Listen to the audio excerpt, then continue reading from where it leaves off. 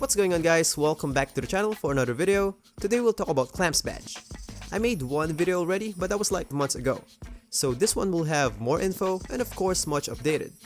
So with this one, we'll go through things like how the badge works, like the basic ones, and we'll talk about some things that the description doesn't tell us.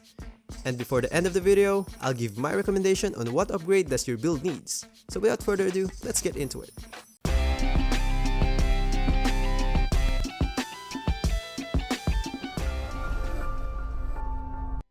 So let's start with the badge description. Defenders have access to quicker cutoff moves and are more successful when bumping or hip riding the ball handler. It's pretty much straightforward. I assume that most of you guys know what it means, so we're not going to spend much time with the basics. So basically, it will give you more access to these moves. As you can see there, it will give you more success on hip riding, which slow down your opponent.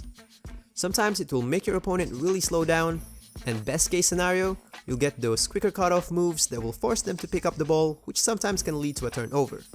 So the higher the badge level, the higher the frequency of getting those animations. So before we go to the interesting part, just want to invite you guys to like the video if you like it, and subscribe to the channel for upcoming videos. And by the way, you probably see my videos floating around on some other YouTube channels.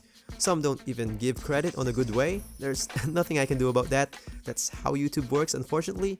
Just please put more support on the original creator. The production of these kinds of videos are not that short, especially the next part. So please like, subscribe, and comment any recommendation for another topic.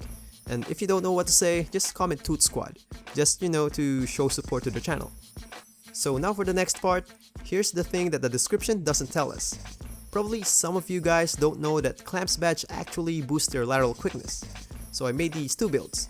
One is your typical 6'10 paint beast with that corresponding pie charts, and another one is your 6'3 play sharp with those pie charts. By the way, I got those stats from NBA 2KW. Link is in the description. You guys should check them out. They offer a lot of stuff about the game. So let's start first with the bigger guy. As you can see here, there's really a big gap between Hall of Fame clamps and no badge. Don't look at the feet, look at the dark green gauge. It's not too bad, right? I mean, this is just a part of the benefit of Clamps badge. It's a pretty good boost. Now let's have a look on the play sharp. Let's see who'll benefit more. So as you can see here, the gap is really bigger than 6'10 center. So now we know that the faster the player, the bigger boost on lateral quickness that we can get in this badge. So there's like a multiplier. And still the boost from silver to gold is not that much, same as the other one. So lateral quickness wise, silver looks like the sweet spot for me. And by the way, I noticed as well that compared to my last video, the boost is really better now. That was no badge in Hall of Fame as well. I was really expecting it to be bigger because that build is really faster than the center that we have now.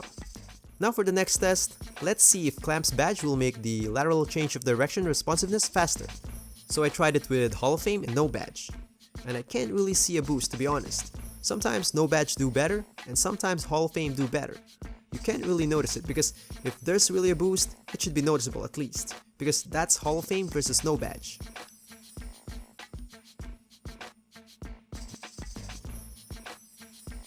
Let's try it with a smaller guy as well. Now the question is, was the badge nerfed or buffed aside from the lateral quickness? In my opinion, it looks buffed to me.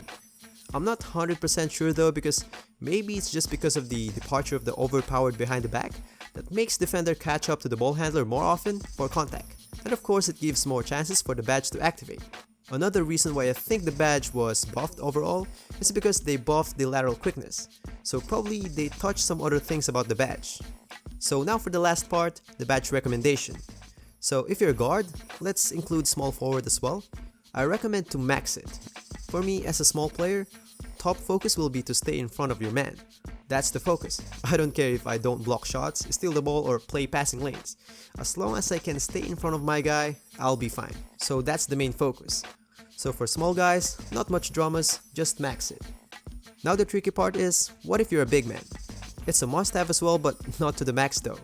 You need to consider that if you're slow, the chances of you activating the badge is less, because it's hard to get in contact with the dribbler, and clamps don't work on post-up anyways.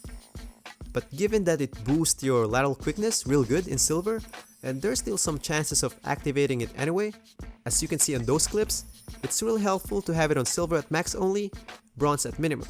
I have a 6'10 paint beast with a balanced physical pie chart, which is a bit agile, and it activates pretty fine to me.